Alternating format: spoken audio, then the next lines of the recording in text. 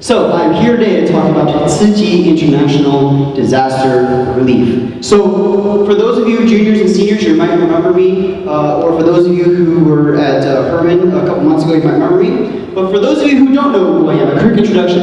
I went to Leland High School, I'm a local guy, graduated in the year 2000. Yeah, I know what you're thinking. 2000? I was born in 1997. Yes, I am twice your age. Alright, so, who goes to Leland?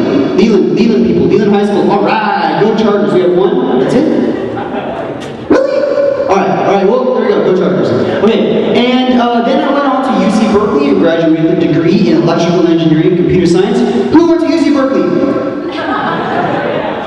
Yes! Is that? Oh, never mind. I thought that was Bernard. Okay, I thought we had a Berkeley alumni visiting us today. But in any case, I graduated from Berkeley, and for the last 8 years, I've worked as a software engineer in various companies around the Bay Area and in Oregon. And so that's kind of the typical stuff. The non-typical stuff, I'm an actor. Okay, I've performed in several plays around the Bay Area. Frequently asked the question, do I get paid? Yes, I do. Is it much?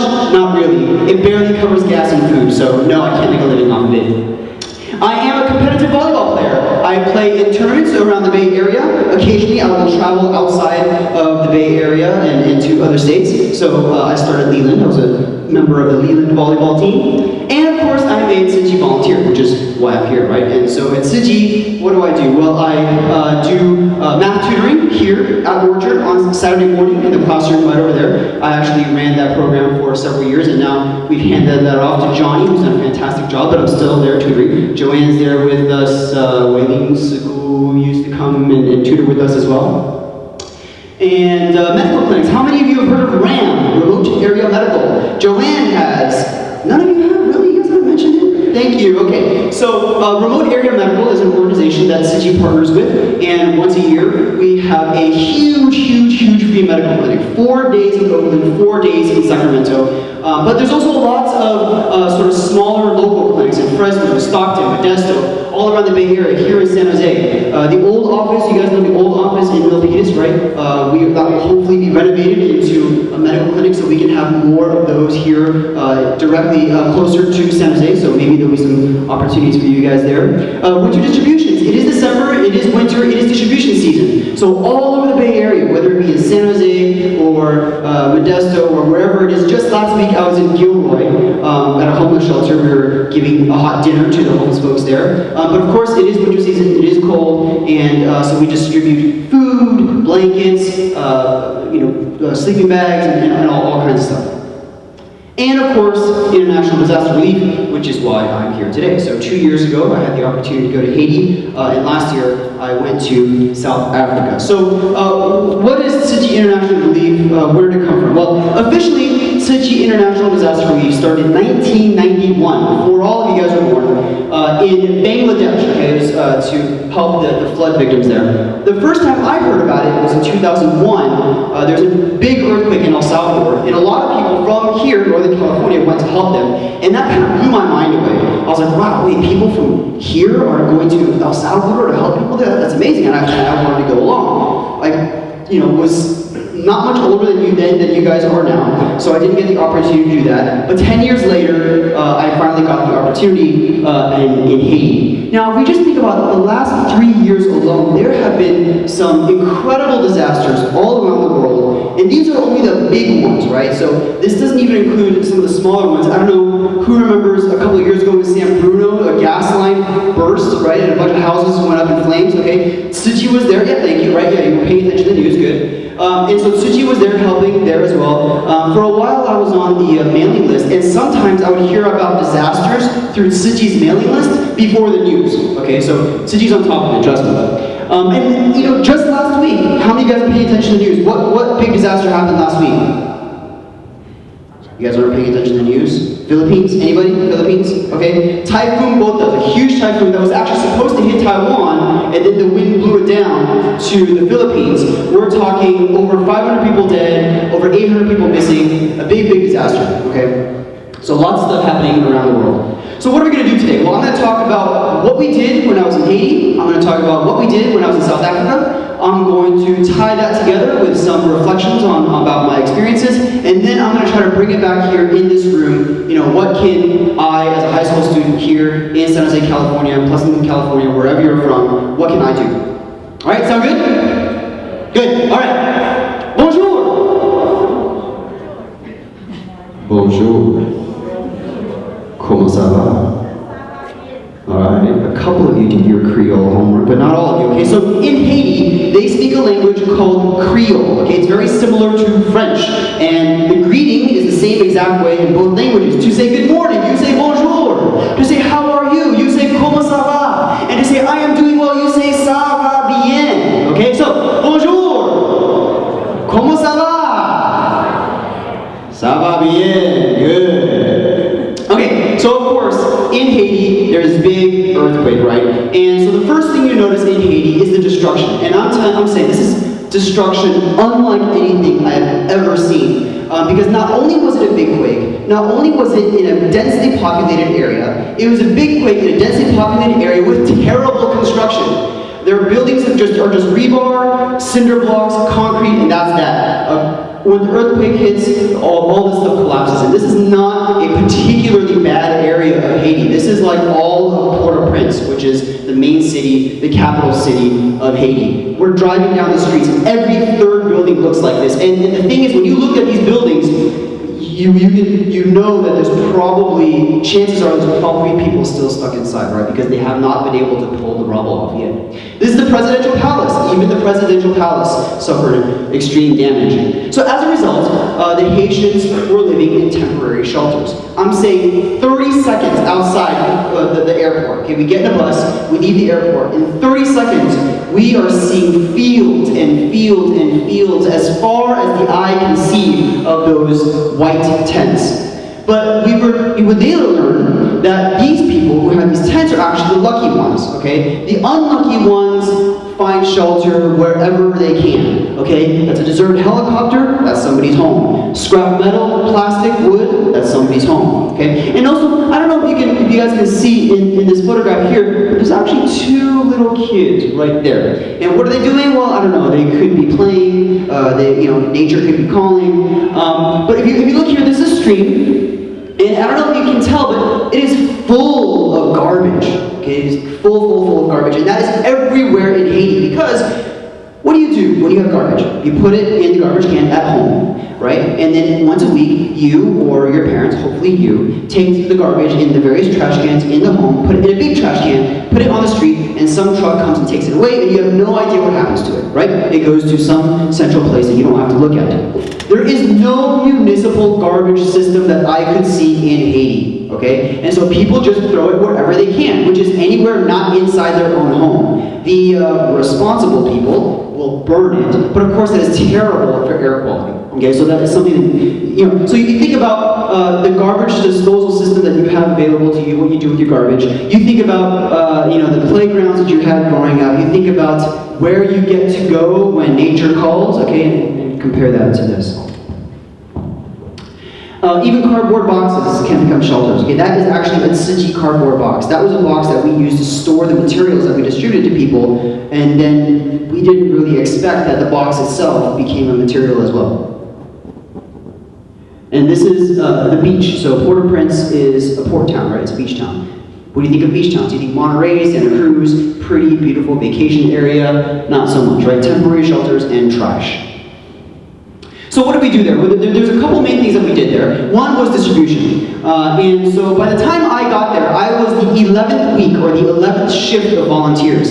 And so we had kind of figured things out by then already. And we had luckily made a connection with the folks at the National Soccer Stadium. So this is the National Soccer Stadium. You see there's people actually living in the stadium. Okay, that is a community. And so what we would do is we would allow before the actual distribution, we would have people do research. So we go out there, find people who need help, figure out who they are, and give them vouchers, okay? So we could control how many people we had every day. And the people would come to the soccer stadium with their vouchers, and we let them into the stands. And the first thing we would do is we would engage with them. We would talk to them, sing with them, dance with them. Because the whole theme throughout the event is that the purpose of what we're doing is not to give people stuff. Okay, because stuff is temporary. Food will get eaten, clothes will get worn, blankets will get holes in them and eventually become unusable. Stuff is temporary, but love and care is not. That is something that can stick with someone forever. Okay, so it was very important that we always found a way to engage with people. And you can see in these pictures that people are smiling and dancing, and it's kind of, it's an important thing to notice because these people just suffered extreme tragedy. They lost homes, lost family members, lost friends, and yet they are still able to smile and laugh and dance with us. And then after we engage with them, then they all come on out, we give them the supplies for the day, and then they take off. So for those of you who have been to a Haiti distribution before, you will notice that whenever we give supplies to people, we always bow 90 degrees, and we did the same thing here in Haiti. And that's very important because if you put yourself in their shoes, if you are unable to help yourself, if you have to put yourself in a position where you rely on other people's help to stay alive, that's not necessarily the most comfortable situation to be in. That's not necessarily the most dignified situation to be in. And so we absolutely want to make sure that with everything we do, we show the utmost respect to ensure that these people understand that they have the respect and gratitude from us, the gratitude for them allowing to share this life experience with us. And if you see here, there's a bunch of people with the green vests, okay, the City volunteer vests, and these are Haitians, okay, these are people who themselves are victims of the quake, and all along the strategy was we want as few American volunteers as possible and as many Haitian volunteers as possible, because what we can do is temporary, right? We are foreigners, we have our own homes and our own lives, and we can only be there for so long. And again, stuff is temporary, right? But if we can foster a culture of volunteerism, a culture of compassion, that is something that can last much, much, much longer and have a much bigger impact. We also had a medical clinic. We had a dental and Western medicine, Eastern medicine, and the same thing. You know, as people were waiting to receive their care, we would engage with them, talk to them, sing with them, dance with them, which you will see right now.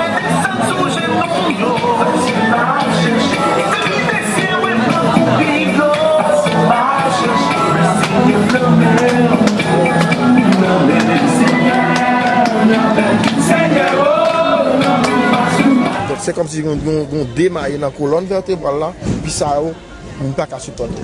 Tout le en dedans, on peut sentir que c'est fini. Très bien. Très bien.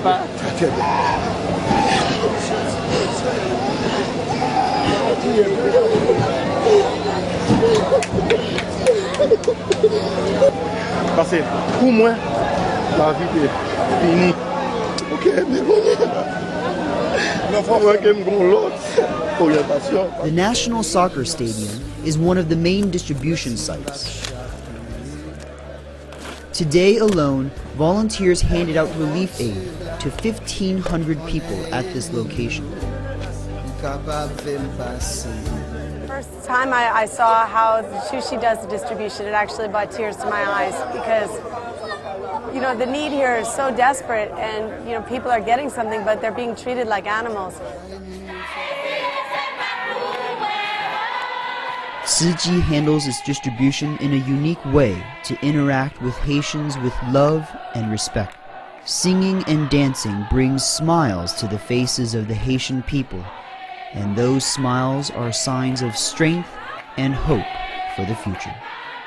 So, any of you guys recognize Dr. Mike Liao, juniors and seniors, you remember him? So he came here with me 2 years ago to talk about Haiti, right? So that was, one of his most memorable patients. He was someone who, even before the earthquake, was just suffering through extreme pain. And I don't know if you guys noticed, the guy still had needles in his head. You guys, Dr. Mike Liao is an acupuncturist.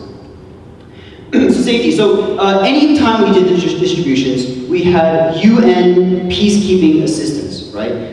Because we are in an area where everybody needs something. We are driving down the street with these giant trucks full of stuff. Obviously, people are going to have their eyes on us, okay? And because we are a UN registered NGO, we can apply for UN peacekeeping assistance. Which you see up there, right? That's the military from Peru. Down here in the green vests, these guys were hired by us to be our bodyguards, our drivers, and our translators, but pretty soon they became our friends, our confidants, and our partners. If you see in the middle there, Piero, you can't see it very clearly, but he's standing very straight like this. And you look at these guys, and they originally were hired on, but they saw the way we cared for and treated their people. These foreigners coming in from a different land, speaking a different language, and they said, you know, if other people, if foreigners can do this, then I should be able to as well. And so these guys are the seeds for Tzu Chi in Haiti. They are keeping the tradition alive after we leave. So on the top there is the Chinese Force Police Unit. They helped us 1 week. The Brazilian military, they helped us 1 week. So every week we had a different military unit or a peacekeeping unit helping us. And you know, these military units, these peacekeeping forces, they saw the same thing that journalist just saw in the video, right? Julie Jamansky, a journalist who was following us.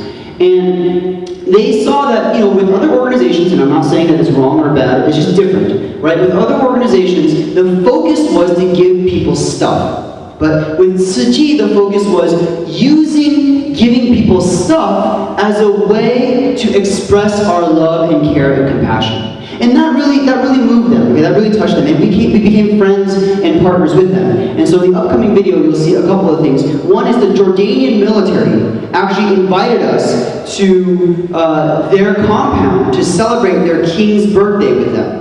And then the second half is the Brazilian commander speaking. We invited the key members of the Brazilian military to our headquarters to have dinner with us. And coincidentally, the food that we ate was actually the same food as the ones that we were distributing, the instant rice and corn powder, to show that, you know, we are giving good stuff to these people.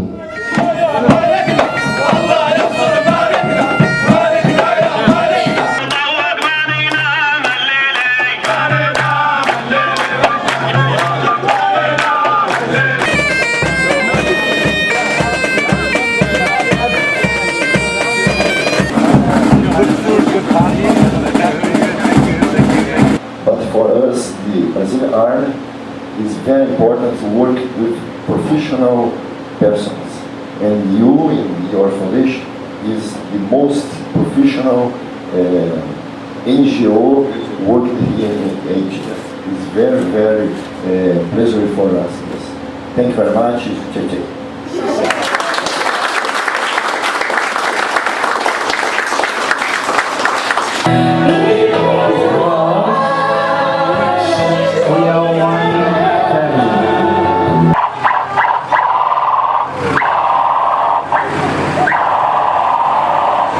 So I mentioned this a couple of years ago when I was here, but I'll mention it again. You know, I think especially with younger Tzu Chi members, there's a lot of feedback about why are people so strict about the uniforms? Why do you care about how I sit and how I walk and how I talk and how I smile? Remember that every time you put on this uniform, you are representing Tzu Chi. Okay? That is the commander of the Brazilian military operation in Haiti, saying that Tzu Chi was the most professional NGO that he saw in Haiti. That is the same organization that you are representing every time you put on this uniform. Okay? So, just as a side note to keep in mind. So the last thing I'll mention about Haiti was the volunteer training. And this was a life-changing moment for me. And this whole experience was a life-changing experience. But this particular moment was my sort of aha moment. This is where I kind of said, this to me is, now I'm starting to understand what Tzu Chi is really about. And what we did here was, you know, the Haitian volunteers, when they started off, they came and volunteered because at the end of the day, we would give them stuff. It was sort of a work for food type of program, right? So they'd volunteer with us during the day, and in the evening when they're done, or in the afternoon when they're done, whatever supplies we were distributing that day, we would give to them. And actually this turned out to be a bit of an issue because the vest almost became a currency. Right, because you would exchange your vest, you would return your vest at the end of the day in order to get stuff back. And we wanted to make absolutely sure that we left time at the end for this volunteer training to get everyone together and make them realize that while initially maybe they came to help out because they would be rewarded in the end. But the reason why they stayed, the reason why they kept coming was because they have love and compassion within themselves. And they are motivated just by the opportunity to help their fellow people, to help their fellow citizens. Because again, anything that we can do materially is temporary. Anything that we can do by ourselves, the Americans, is temporary, because eventually we have to come back home to our own lives. But if we can foster that culture of compassion, that culture of care in Haiti, then we have truly made a long-term, permanent difference. And what happened was, we basically had an open mic session where people would come up and share their experiences, their personal experiences with the earthquake. And this was really just an incredible experience that you could get nowhere else. People were opening up and just pouring out their soul about how they've lost their homes, they've lost their families, how they're trying to save one another, and all this tragedy they faced. And then, when they met Sajid and they received the love and care from us, what that did to them, and you can just feel the healing begin in this room. Check it out.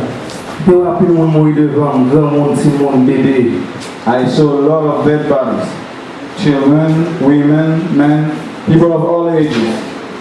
Et il y a une bagaille qui marque vie pendant le problème ça, c'est que nous devons sauver le monde pendant la cour pour mal voir l'autre et puis bon quand il tombe il fait back mon mourir. One of the turning points for me in this earthquake is that after saving one guy, I tried to save another one. But due to the fact that the ceiling was coming down, I had to let him die just in front of me. Comme c'était recommencé, j'étais And when the Suchi people came in Haiti, it was like a new sunshine for Haiti.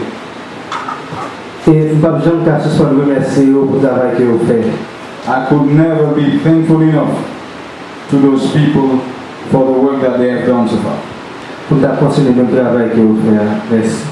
And I hope that the love that the people of Suchi have brought to Haiti will last even after they depart from the country. Thank you.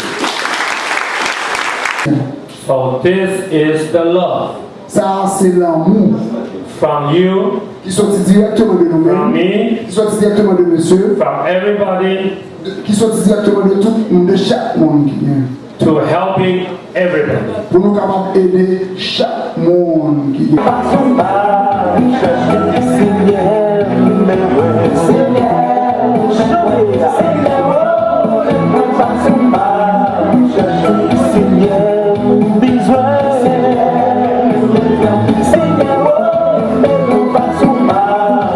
Merci, merci beaucoup.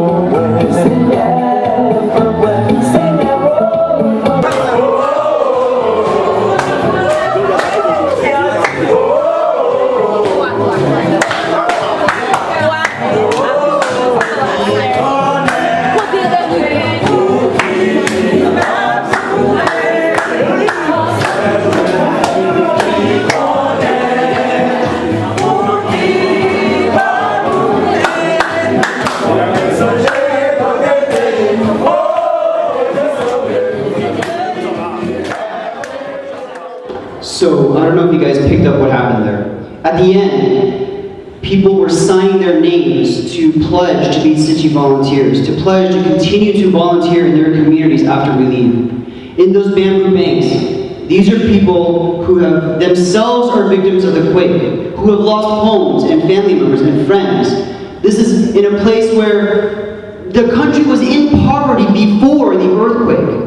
This is a country where there is no culture of volunteerism, of donation, of charity, giving up their own money to help other people in Haiti who have suffered even more than they have. That is the power of Sajid. Alright, so that's Haiti. Next is South Africa. Before I get on to South Africa, I'd like to make a little point here. I'm standing, you guys are sitting. So even if you guys like duck your head to like look at your phone, or duck your head to turn to your classmates to like smile or make a joke or say something, I can see you. I'm 3 feet taller than you right now, okay? So just be aware, okay? I don't make me call you out, right? Don't make me call you out. And don't make other people call you out, okay? For the rest of the school year, anybody who comes up and speaks in front of you, I don't want this to be an issue, okay? Good. Again, as a reminder, sit up straight, feet flat on the floor, hands on your lap. Good. Sabona! You guys didn't do your Zulu homework? Alright, in Zulu, to say hello, you say Sawubona. And to say how are you, you say Unjani. And to say I am doing well, you say Ngapila. Ngapila. Yes, so Sawubona. Unjani.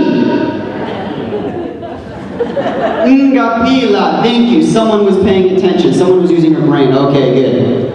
Okay, so South Africa. Now, I guess you guys don't follow the news quite as much since you guys hadn't heard about the Philippine typhoon last week. But you know, I kind of monitor the news, and I don't remember seeing any news about any earthquake or hurricane or anything in South Africa, right? So why are we in South Africa? Why? Somebody, come on, juniors, seniors. You guys study world history, right? What's going on in South Africa? Why do they need our help? What? I heard something. I heard something here. What's going on in South Africa? Earthquake? There was no earthquake. What's that? War? Not like a big headline type of war. I mean, they have their little tribal, you know, whatever conflicts. But what else? But good. That is definitely something as there's definitely ongoing conflict in the area. Okay, I wouldn't say officially a war. What's going on? What was that? Drought? No, actually their weather is really nice in South Africa. South African weather is very similar to California, okay? So, okay, in Africa, in general, what is a big epidemic in Africa? AIDS, there's a big AIDS epidemic. Okay, so AIDS is a disease that is propagated by human behavior, right? And so, why would people do things that are bad for them? Why would they? Misinformed, okay, or a lack of education, good. And what contributes to being misinformed or a lack of education? Okay. What could contribute? That's not a wrong answer. What else could contribute to? But it's just kind of cyclical, right? Yeah. Okay. But you're right though. But you're right in the sense that it is a cyclical situation. Okay. So what contributes to, in general, the whole world, in places where there's a lack of education or misinformation, what contributes to that? Death. Okay. Poverty. Is that what you said? Good. That's the answer I was looking for. Poverty. And juniors and seniors, what contributes to poverty in South Africa? AIDS. Yes. What else? What? Think world history, guys, world history. What's the biggest thing that happened in South Africa, or the most transformational thing that happened in South Africa in the last century? Who's heard of apartheid? Who has heard of apartheid? Oh, wow, okay. So our schools are not doing their jobs if you guys don't know what apartheid is. So what is apartheid? Apartheid, yes. Apartheid is basically I believe the British who were in control of South Africa or pretty much having themselves as higher than. Yes, thank you. So, okay. Good. So a couple hundred years ago, you have European countries coming in and colonizing South Africa, in particular the Dutch and the British, okay? And so the Dutch and British fought amongst each other quite a bit. And then they realized, you know what, why are we fighting amongst each other? We have all these black people we can fight with, okay? And what they wanted to do was essentially they literally wanted to eliminate, because if you think about South Africa, it's actually a country very rich in resources, okay? Very great land, very great weather, gold, minerals, that kind of stuff, okay? Very rich in resources. And of course the Europeans want that for themselves. So what do they say? They want to say, you know what, I want to take all these black people and just eliminate them from South Africa so that I have everything to myself. So how do you do that? Well, here's a 4-step process on how you can do that. Number one, you classify people into racial categories. So initially, 50 years ago or 70 years ago, they had 4 racial groups: white, black, colored, and Indian. So the first thing you think is, what is colored? Well, colored is not white and not black. And Indian, India was a colony of the British, right? And so the British brought a bunch of Indian people to South Africa to be their indentured servants, which is a fancy term for slaves. Right, so then the black people were subcategorized into 10 racial federations. And this morphed over time, okay? This is now what it looks like in the 80s. White, Cape-colored, Malay, Greek-blood, Chinese, Indian, other Asian, and other colored. Notice black is not on there. In the 80s, they tried to eliminate black from the dictionary. And also, you notice that Asian is on here. So when you think of racism, you often think black and white, right? In the United States and South Africa, you think black and white. It was interesting talking to the Taiwanese immigrant Siji volunteers in South Africa because they were there in the 80s and 90s, and they themselves were affected by apartheid. Okay, step 2, you force people to carry passbooks identifying what race they are. Step 3, you force people to live in certain areas based on their race. And they are allowed to go into the white areas to work during the day, but at a certain time of the day, they are forced by the police to go back to where they belong. And now step 4, you take those places where you force people to live and you starve them of resources. At one point in time, the government spent 1/16 the amount of money per child on education in the black areas as the white areas. And these are called townships, or the black townships, the places outside of the main urban cities where the white people were allowed to live. So things slowly changed, right? Very, very slowly. And finally in 1994, who's heard of Nelson Mandela? Nelson Mandela. He was elected as president of South Africa. Actually, de Klerk was the guy who opened up the elections, and officially apartheid was ended. But you take generations and generations and generations of people and force them to live in a certain area, and then you starve them of resources. Poverty doesn't just turn itself around, right? So this is going to take a lot of effort to reverse this. So Siji started in the early to mid-90s.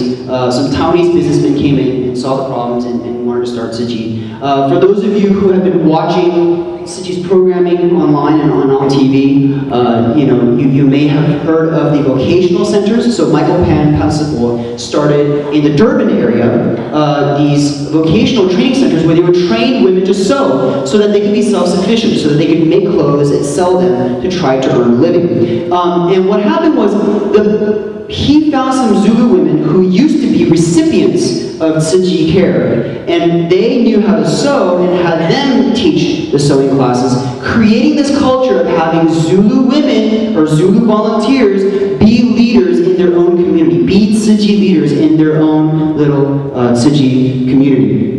And now, less than 20 years later, we have over 5,000 Zulu volunteers that spans a radius of like a 3-hour drive from Durban City Central. So very, very amazing stuff. So what did we do there? Well, most of us that went were college students, college Siji right from the youth group, and a few older folks like myself. And we went with the intention of going to help these people, right? But as you will soon see, it was really more about us learning and growing than us going and helping. So one of the things that we did was we visited schools, okay? And so in Durban, for 4 days, we went to a school for an hour a day and taught class. In Johannesburg, it was more about distribution. We're distributing to a lot of students. So this is the classroom in Durban, and you'll notice that the kids are very cute. And my first impression of these kids was, interestingly, how well behaved they were. So we went to the school, we met with the teacher, and the teacher started walking to her class, taking us to her class. She pointed, and one student picks up her keys, one student picks up her bag and follows her to class. She walks in the classroom, all the students stand up, good morning, Ms. Ramchandri, and then she introduces us, good morning, ma'am, good morning, sir. And they have incredible memory. We only said our names once, myself, Phoenix, and Shaowen. Shaowen is a Chinese name. We only had to say our name once, and the students, every single student remembered our names for the rest of the week. Embarrassingly, we could not pronounce or remember their names. So when I went home and I went back to that night, and I thought to myself, we're going here to supposedly help these people, right? Because we're wealthy, we're well educated, and presumably the idea being that, well, we think that they should be more like us. But of course, academically they're a little bit further behind. But if I had to choose, I work with a lot of students here in California, here in the Bay Area. I'd rather our students be like theirs than the other way around. So in the Durban class, we taught mostly sort of humanity-related classes. I mean, we did talk about brushing your teeth, washing your hands. We we talked about responsibility, respecting your family. And one of the most touching exercises that we did, and unfortunately I left this thing I was going to show you guys in my backpack, but I'll just describe it. We did this exercise where we gave everyone sheets of paper, and they, to have them write down what do I want to do or what do I want to be when I grow up. In fact, you know what, I'm just going to grab, I'm sorry, let me grab this real quick.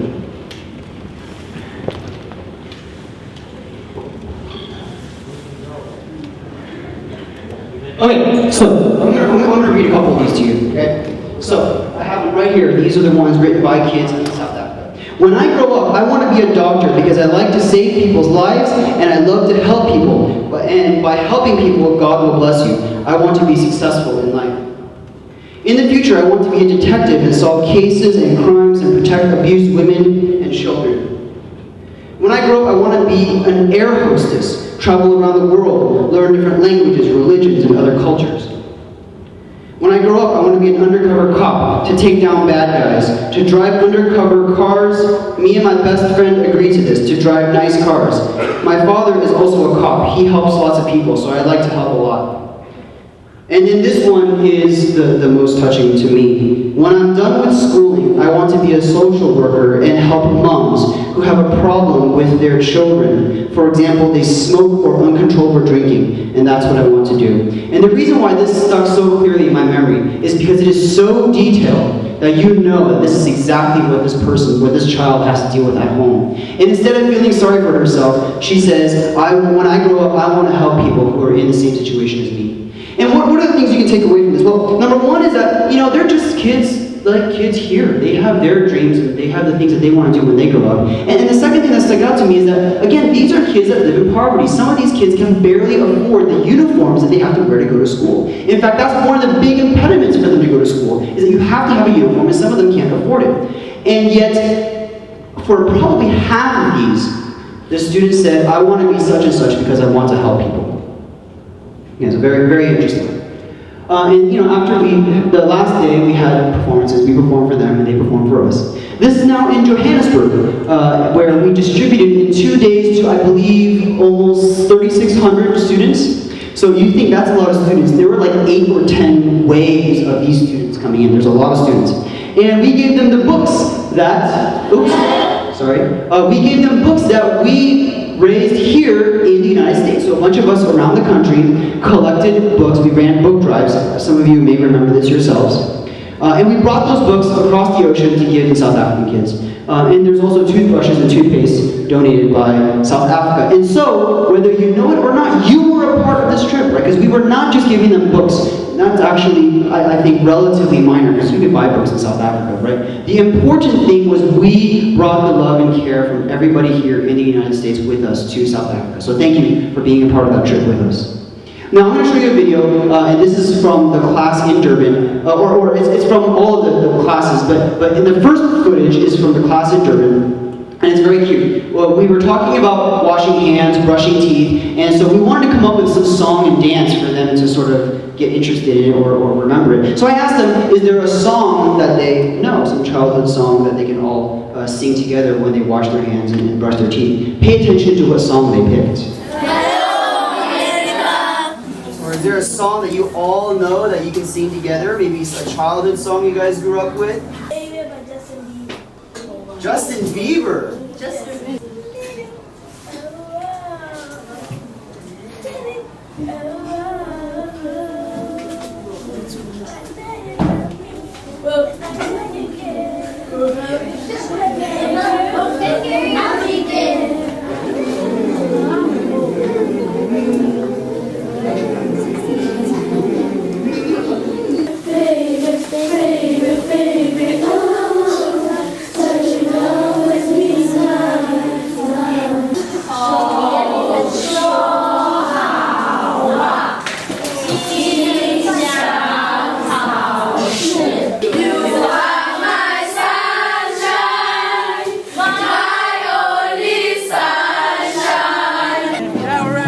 Group 1, are you ready?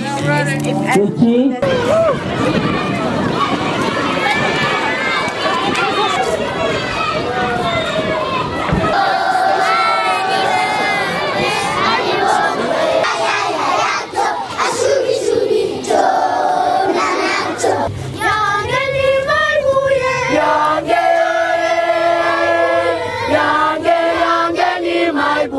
Haiti. How old are you?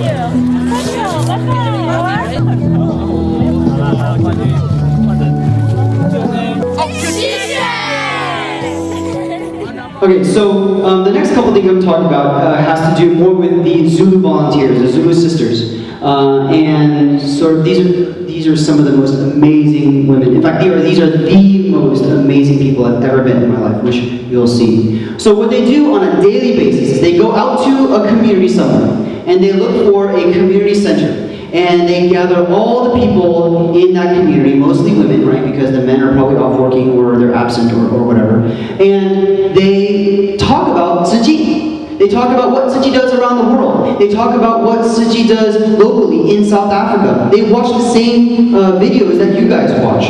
And the purpose is to inspire that love and compassion within all these people in these communities. Now, this started off with Pansipol, Michael Pan doing these, and the Zulu sisters translating. Pretty soon they picked it all up themselves, and they're doing everything themselves. Setting up the projector, the computers, the screen, doing all the talking, they're doing it all themselves now.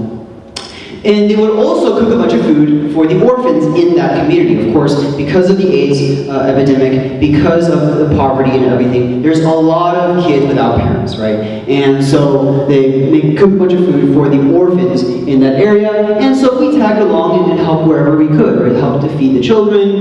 We also distributed the books and toothbrushes and toothpaste. We play with them, read to them.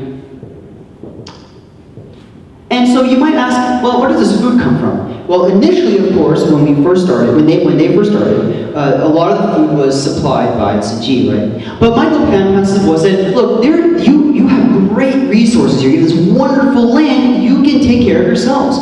So the Zulu sisters are incredibly proud of their vegetable gardens because they grow vegetables, and these gardens are all over the Durban area in South Africa.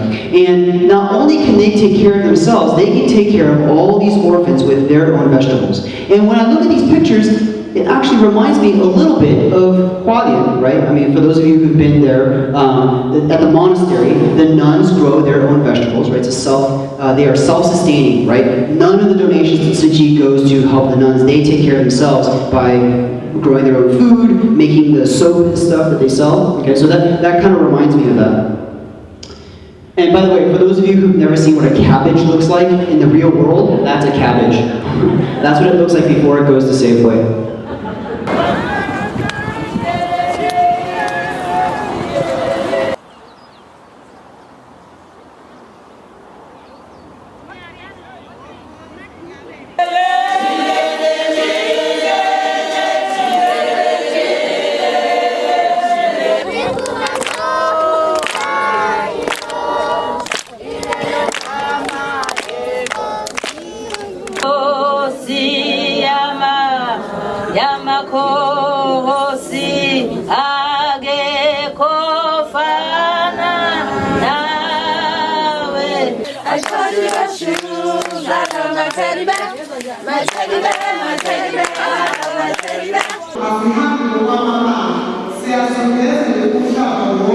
Sembiza uthini?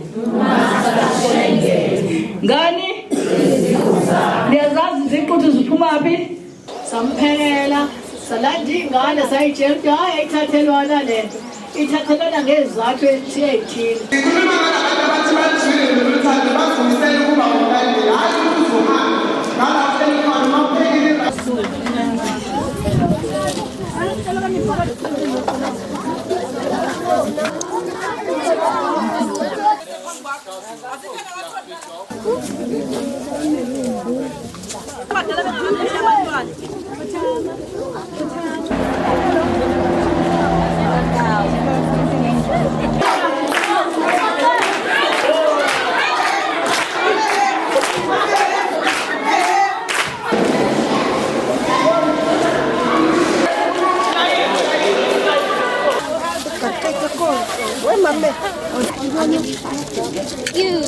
Yay!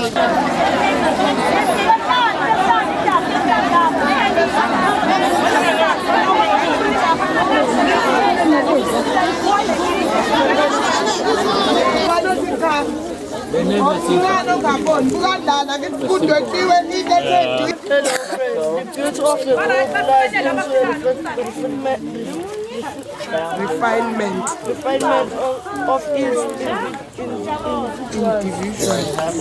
Pastation, bio, garden, to 10. So if you notice, again, similar with Haiti, a lot of singing, a lot of dancing, a lot of joy, despite the difficulties they have to go through. So the other thing that the Zulu sisters do on a daily basis, they make home visits. So there are, of course, a lot of people with AIDS, but also with TB who've suffered from stroke, all kinds of illnesses, and they aren't able to take care of themselves. And so these Zulu sisters, they don't necessarily have medical training. So they don't, they aren't necessarily able to cure these people per se, but what they can do is go take care of them, clean up after them, and most importantly, again, shower them with love. And of course, so we hit the road and followed them to see what it was like.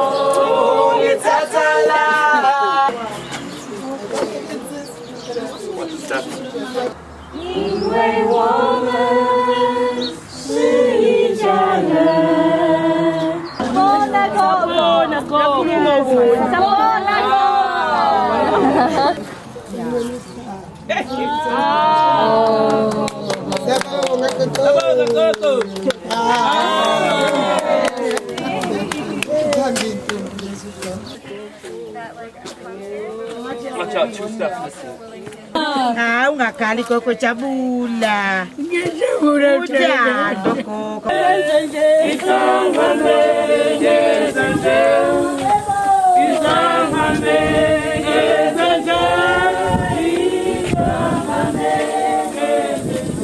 But if you can, squeeze from the bottom up. That way the blood in the foot can be pushed back to the body.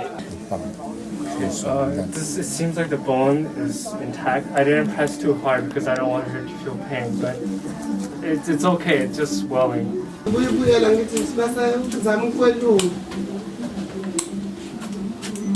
very good, very good.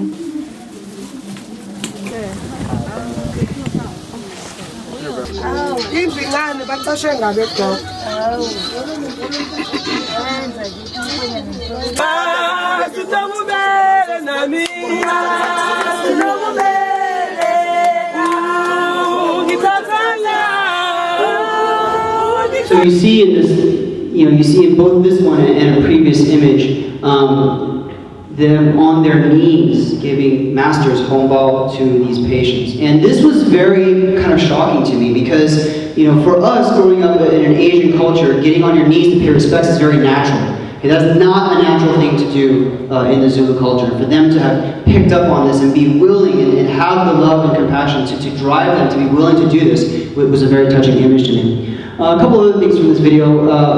Notice the first house that you saw in the home visits is the same as the first house that we visited. And the stench was unbelievable. So this woman had a stroke, and her daughter didn't know what was happening to her because she didn't know what a stroke was, and so she actually beat her mother because she didn't know what her mother was doing. And so she's basically frozen stiff. She can't really move. And so she's laying in her own feces, in her own urine. The food in the kitchen is all rotten. And, it's a humbling experience because you go in there as an American, especially these young Sitchin college kids. They're young and idealistic. We're going to go help some poor people. And they walk in there, they smell it, they see it, they turn right around and walk out. And you see these Zulu sisters. They don't even notice it. They're singing, they're cleaning everything up, and this is, you see that time after time, and it's truly amazing to see what they do and what their capacity is to love more than anyone else I've ever witnessed. And again, if you notice that, what are they doing? There's no IV, there's no IV drip, there's no stethoscope, there's no cast or band. I mean, there's some bandages. But what are they doing? They're bringing people joy. They're bringing people peace of mind. That's what they're doing there, right? So, I'm going to tie things up here with some final thoughts. But what I'm going to do is I want to ask Erica to come up here. Erica, where are you? All right, come on up, Erica. Give Erica a hand. Round of applause.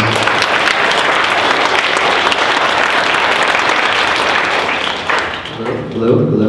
All right, Erica, this is yours. All right, so you heard the songs, and now you're going to learn it. So the Zulu sisters have composed over 20 Siji songs. These are songs about master, about love, about compassion, about Siji, and they composed it themselves. And they're all very simple, but they're all very powerful. You see the way they sing; they're all very powerful. Okay, so we're gonna sing the one that was the most popular. They would sing the most because it was easiest for us to pick up and understand and sing along with. Okay, so I want you all to stand up. Okay, and I'm gonna stand up here as well.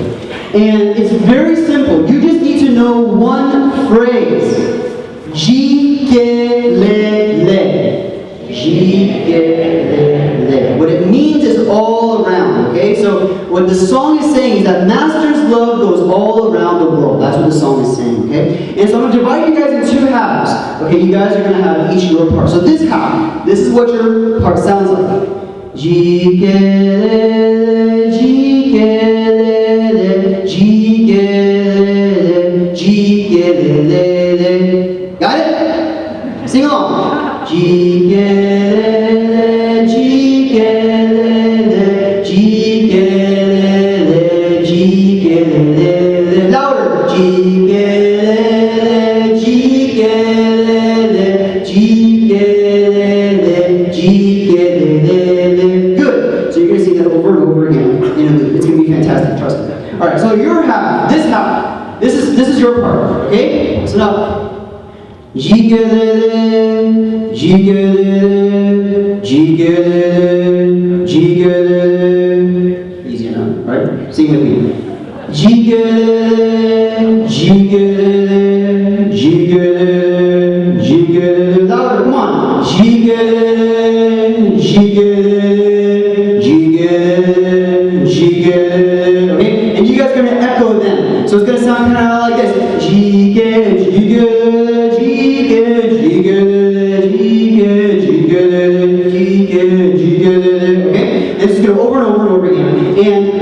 Eventually we'll start singing my own riff on top of that, but don't worry, just keep doing what you're doing, okay? So we're going to demo. Yeah. Which half do you want? You'll do that half. Okay, so we're just going to demo it for you real quick, alright? Ready? Go ahead.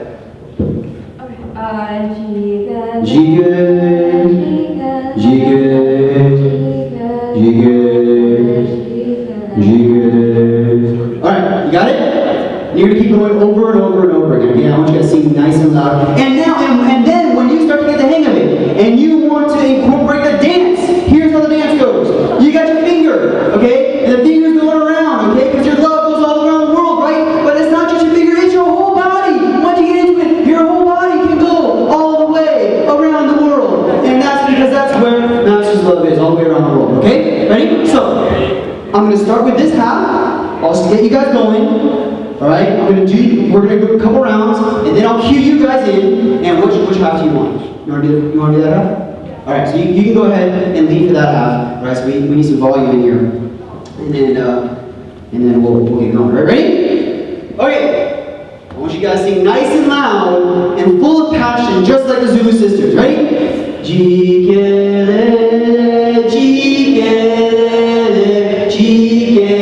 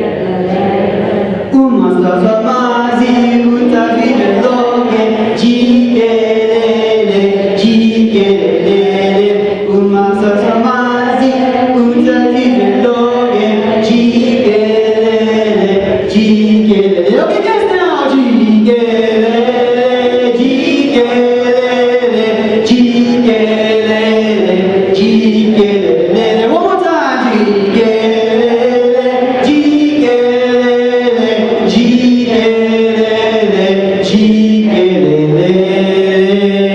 All right, good job, everyone. Thank you, Eric.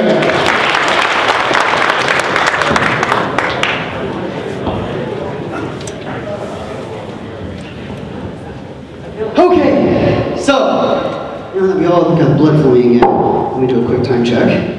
Okay, and being a little bit behind schedule, but that's okay. So, reflections. What are some of the thoughts I have after coming back from South Africa and Haiti? Well, first of all, I asked myself, what does it mean to be grateful? And I consider myself to be grateful for what I have. And the way I express my gratitude is by respect and conservation, right? So I wear fairly simple clothing, I have a fairly simple car, I eat very fairly simple food, and that's how I express my gratitude for the things I have, by not wasting. But, you know, going to places like Haiti and South Africa, I think gives me a whole other perspective on what it means to be grateful. I'm going to show you a video in a second, and there's 3 things to look for. The first clip is of a house that burned down, that was being rebuilt, that we visited. Pay attention to how big the house is, what it's made of, and how many people live in that house. The second clip is from the house of Brenda, one of our lead Zulu sisters. She's wearing all dark because she actually just lost her husband. Her husband just died, but she's still out there doing all the Tsitsi work. So pay attention to what her house is like. And the third is a clip from Peter, one of our Tsitsi alumni from New York, giving a presentation to our Zulu sisters about the work that he did in Gansu, China.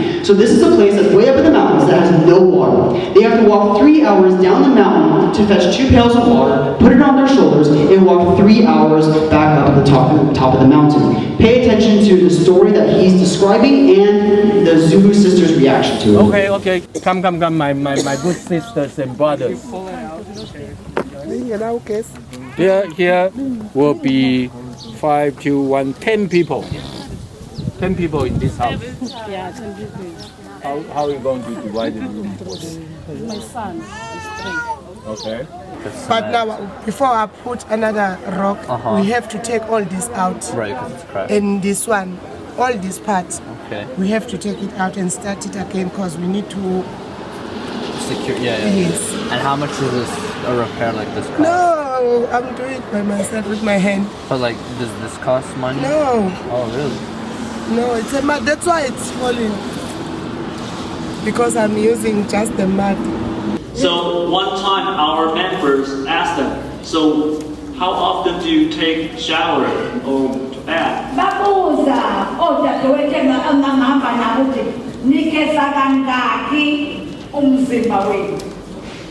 And they're like, what bath?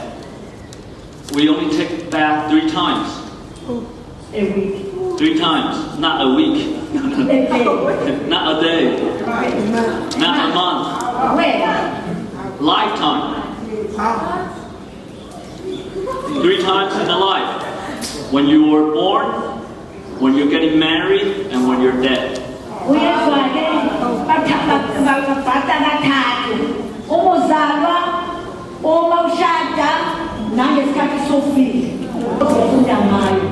What is she doing right now? She's writing, right? Guess what she's writing with? She's writing with pencil. Can you see the pencil? It's short. It's very short. How short? This is the pencil. This is how things are precious up there. We look at the Zulus and we say, wow, they walk around barefoot with no shoes. They build their own mud huts. They cram 10 people in that little thing. And we say, you know, we're grateful for what we have. And then these Zulus look at people on the other side of the world who don't have water to bathe, who barely have pencils to write with. They think, wow, we are grateful for what we have. And so I think that puts a whole new perspective on what it really means to be grateful and what are the things that we have to be grateful for. Incidentally, I thought it was really interesting, you know, these Zulu sisters are very studious. They're taking notes we saw them, they're taking notes about everything, every little thing. And right next to them are our Tsitsi sitting there like some of you here now, with legs crossed, leaning back, trying to stay awake or whatever. Interesting little contrast there, by the way. So the next thing that I want to reflect on is, what does it mean to be happy? And if you ask corporate America, what does it mean to happy? What does it say? Well, if you listen to the commercials, what it means to be happy is to get the coolest, newest gadget at the lowest possible price, right? That's the secret to happiness. So if that's the case, that means Black Friday is the happiest day of the year, right? Right?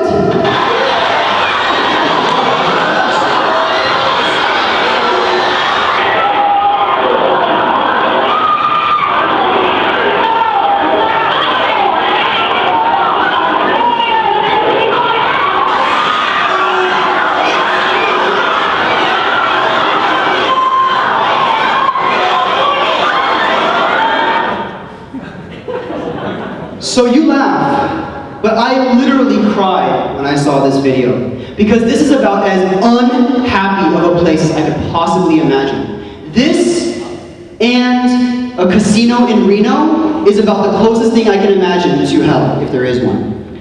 So, okay, so you can't listen to corporate America, so what can we listen to? Well, if we listen to Buddhist teachings, the way to happiness is to reduce your desires, right? Because you will never be happy by achieving your desires, by getting your desires, because the more you have, the more you desire. It's a constantly raising bar. You will never get there. Okay, so the only way to achieve happiness is to reduce those desires.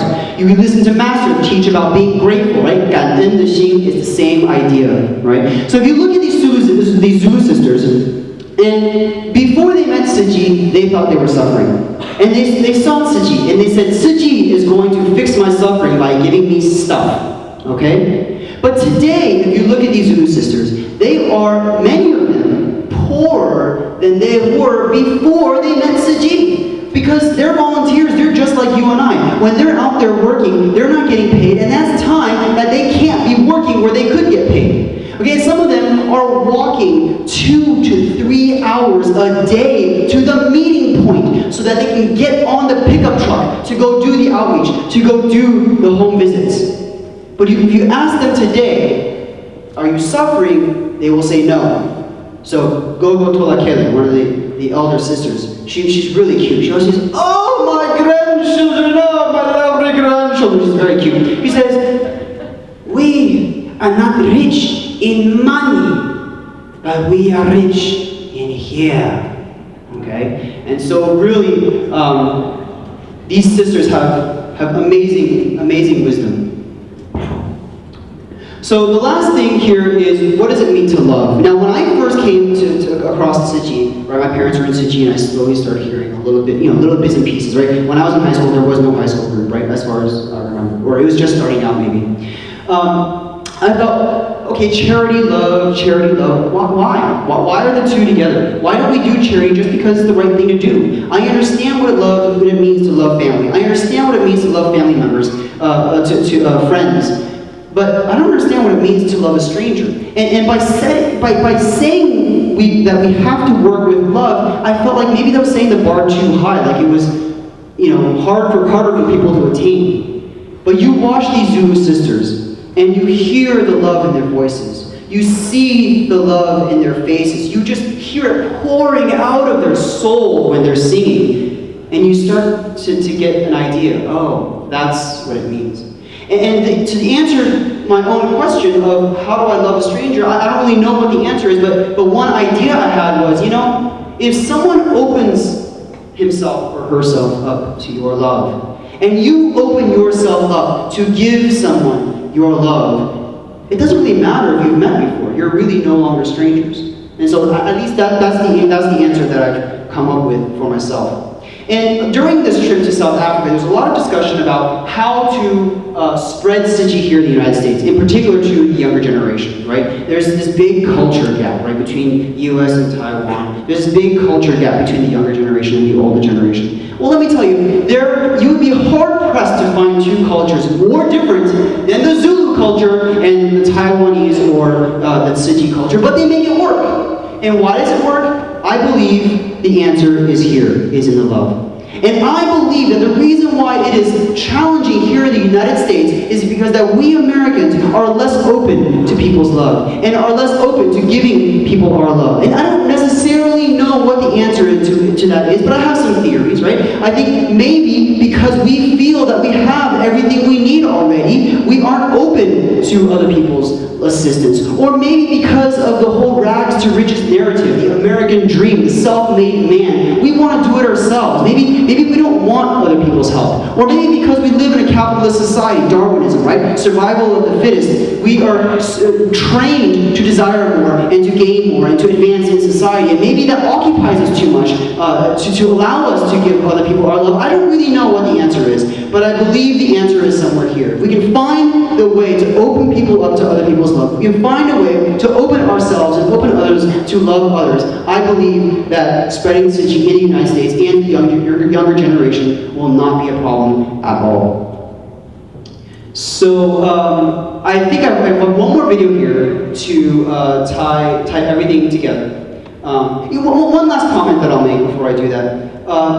To sort of, if I had to summarize this experience both in Haiti and South Africa, I would say it's a very humbling one. An eye-opening one, of course, right? All the obvious stuff. But it's also a very humbling one because, we come from the United States, right? Supposedly the land of plenty, right? We are affluent, we are wealthy, we are well-educated. And because of that, we say, okay, we're going to go help people who aren't as well off. But it's humbling because when we come back and reflect on it, we realize that they have helped us and they have taught us way more, I believe, than we were able to help them. And what they were able to help us and teach us is something that is much more difficult. Our skin is thicker, our skulls are thicker, we're harder to get through. And so what they were able to accomplish for us was much more amazing than what we were able to accomplish for them. So the last video I'll show you here is on Hurricane Sandy. And so let me just show the video and then we'll talk about it afterwards. Oh shoot, I forgot a whole other section here. Okay. Alright, see that's what happens when you don't use notes, okay? Alright, but that's what PowerPoint is for. Okay, before we do that, let me bring this back home. What can I do? I'm a student here in high school, in San Jose, in Pleasanton, in Northern California. What can I do? I've had lots of parents ask me, how do I give my kids this same experience? Please, please, please, do not pack your bags and buy a ticket to Haiti, okay? It's a dangerous place if you don't know what you're doing. Just, if this is something they're interested in doing, just be patient, keep at it, keep growing, keep maturing, and one day the opportunity will arise. Just like me, 10 years later, I finally had the opportunity, okay? But there are plenty of things that you can do here.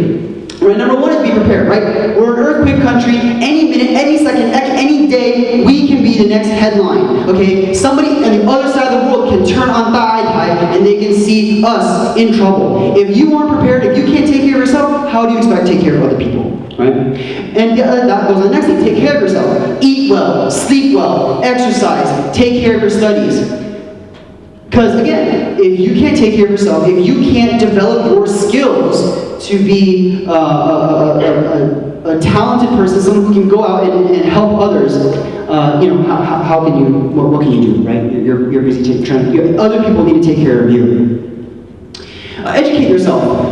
So I encourage all of you to go on us.tzuchi.org and look up all the videos are there. Okay, Life Wisdom, right? Renjin Puti, the Master's Teaching, which you guys watched, they're all there. US Tzuchi 360. I highly recommend it because it is an English language program. It is not a Chinese language program with English subtitles. It is an English language program about the things that US Tzuchi volunteers are doing here and around the world. And actually, I narrate some of those. So if you want to hear me talk some more, today wasn't enough, you can go and listen to me some more.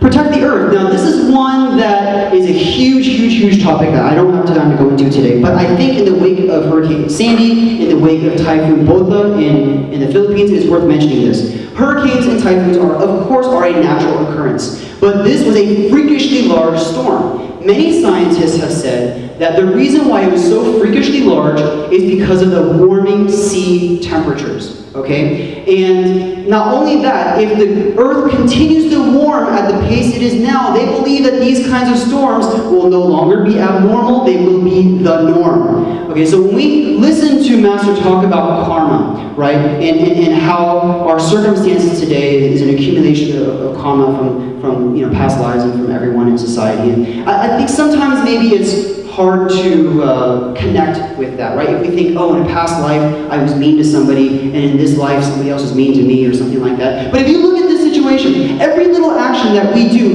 maybe that little individual action by itself doesn't really mean much, but you better believe that collectively, as people on this earth, all the actions that we have done have definitely contributed to this, and all the actions that we can do collectively can also make it better, okay?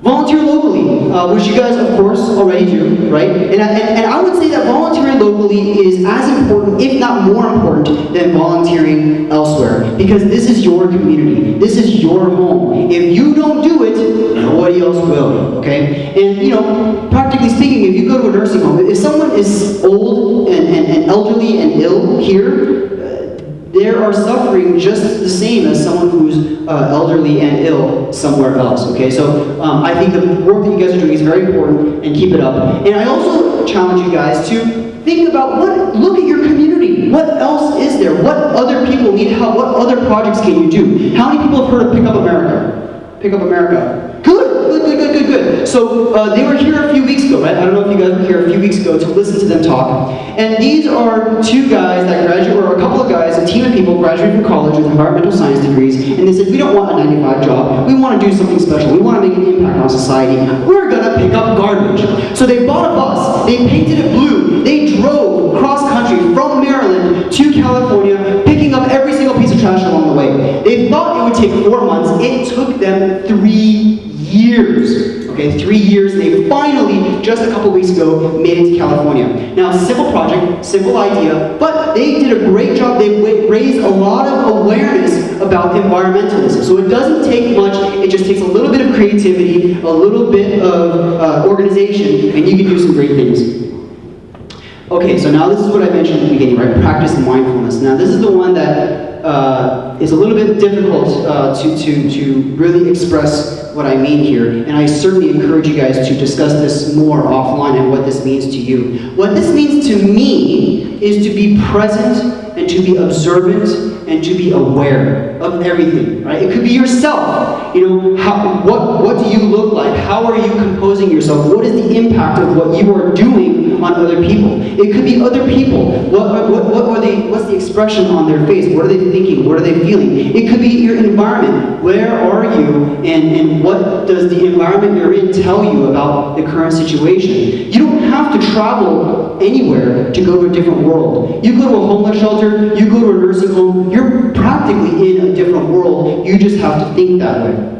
And really, that's the only way you can absorb everything that you can and take advantage of these experiences, is to really be present, not just do something because someone tells you to, right? Don't take out your headphones just because someone tells you to. Don't, give someone food just because someone tells you to. Find the meaning in that, right? Find the meaning in it. Okay, now, back to the video I was mentioning earlier, okay?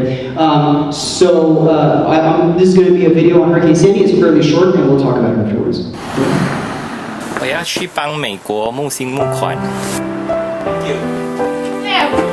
Thank you.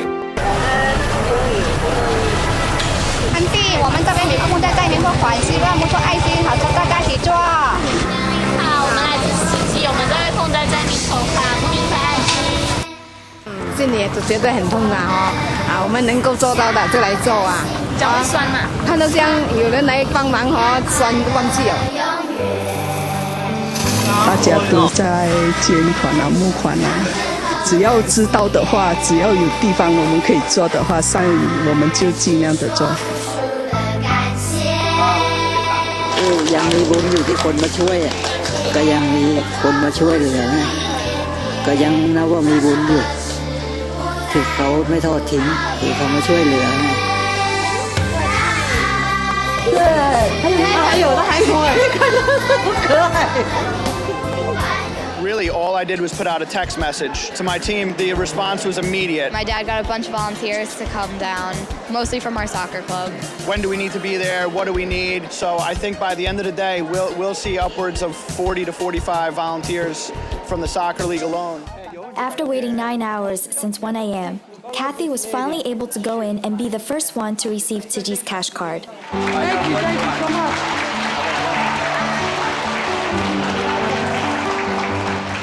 Our charity foundation and helping people like angels, man. like people that that never met you a day in your life can be so generous to other people that actually need it. And you guys are more than a foundation looking to help. You guys are guardian angels, I swear. The English language does not have a word for what's inside your heart that you want to express. For the people who helped you and are saving your life, it's the most beautiful, beautiful miracle that people like you exist. So when I watched this footage, what this reminded me of was Haiti. People all around the world out on the streets collecting money. Local people who had never heard of Tsuji before being inspired, putting on the vest and joining in.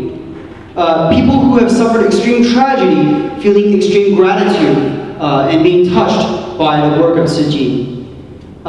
And also sort of starting to foster the seedling of love and care and compassion within themselves. So I'll take a quick digression here. So I am pledging, so I will donate $600 to Hurricane Sandy relief, because that is the amount of money that we are giving to each family that was severely damaged by Hurricane Sandy. Now I'm aware that last month you guys already came and donated some money, and that's awesome. And the donation box is here again this class, okay? And so we're gonna go around the classroom, so if you feel inspired to donate some more, you will have the opportunity to. And just as a hypothetical, I don't know exactly how many students there are here, but I believe that if each of you were to donate $5, right, because there's about 120 to 150 of you, right? If each of you were to donate $5, you would be able to sponsor one family in New York, and I think that's pretty cool. But that's just an observation. So back to this video. People in over 30 countries came together to go out on the streets and collect donations for victims of Hurricane Sandy, including, guess where? South Africa and Haiti. So let's just pause on that for a second. Why do we do what we do? Is it because we are lucky? Is it because we are wealthy or rich, or because we have extra and so we should give our extra to others, we should give back to the community?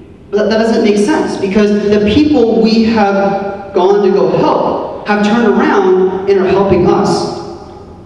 We do what we do because it comes from love and compassion and gratitude. So then, why specifically are you guys here in this room, in high school room, right? I would imagine that for most of you, that was your thought process, that I have all this love and compassion inside of me, and I have to do something with it, and therefore I'm going to join Tsuji. Now maybe I'm not giving you guys enough credit, okay? Maybe some of you that is the case, but I would imagine that most of you are here because your parents told you to be here. Okay, so then why would your parents want you to be here, right? Well, there's different ways to view it, right? There's no one right or wrong way. One suggestion, one way that I view it, and I'm not saying that this is how your parents view it, but one way that I think about it is your parents and everyone in this room putting this program on for you sees your suffering. They see that you can get straight A's in school, but that doesn't necessarily make you happy.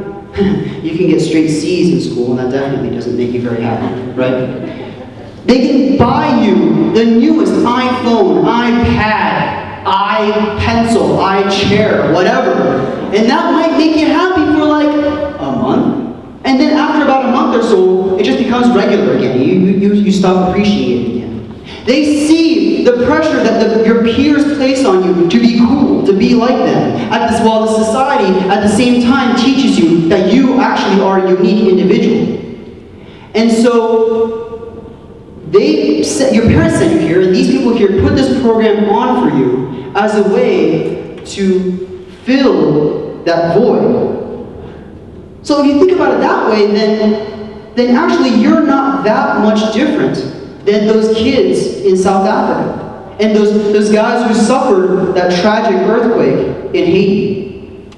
That's kind of a different perspective, right? So if that's the case, I challenge you to open yourselves up and recognize and receive the love and care of all these people who put this program on for you. I challenge you to open yourself up and find that place of love and compassion and gratitude every time you're out there doing your service projects. I challenge you to find the love and compassion and gratitude in all the little details, down to every last button in your shirt, down to the whiteness of your shoes, because if you can find the love and compassion and gratitude in that, then you can find it in anything. And I challenge you to open yourself up and learn and absorb everything you can from your experience, whether it be the environment that you're in or the people that you're dealing with. Because those people, the homeless people who have to fight every day to stay alive, those Zulu sisters who have suffered so much and yet now are an inspiration and a leader in their own communities, they are stronger than you and I ever will be,